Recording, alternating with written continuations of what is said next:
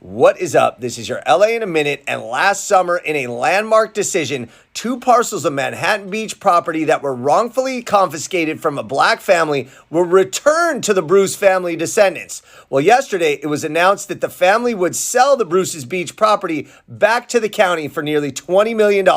I wanted to find out the details on this historic transaction and provide some background, so let's get into it. First and foremost, this is the first example of any government in the United States giving back land to a black family after acknowledging that it had been stolen. In April of 2021, the LA County Board of Supervisors voted to return the land, which was currently being used as a park with one lifeguard station, to the Bruce family descendants. This move was hailed by some as a potential turning point in a nation with a long history of confiscating land from racial minorities. It's important to know the background here.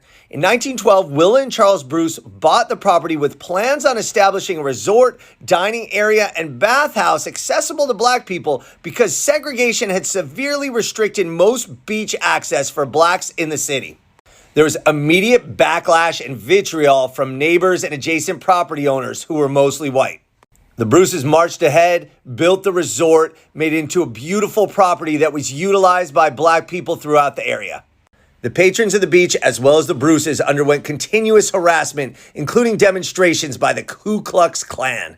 Using eminent domain and under the pretense of building a park, the city of Manhatten Beach took control of the land from the Bruce family, and the buildings were razed in 1927, transferred to state control by 1948, without even building a park.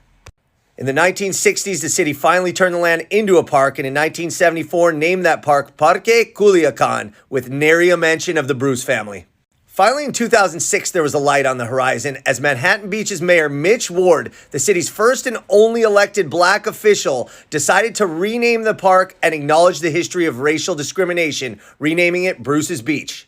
In June of 2020, a Juneteenth commemoration was held at Bruce's Beach Park, and Kevon Ward, a Manhattan Beach resident, staged the attempt to draw attention to the seizure of the land and started pressuring the city council to create the Bruce's Beach Task Force, which eventually led to the reparations.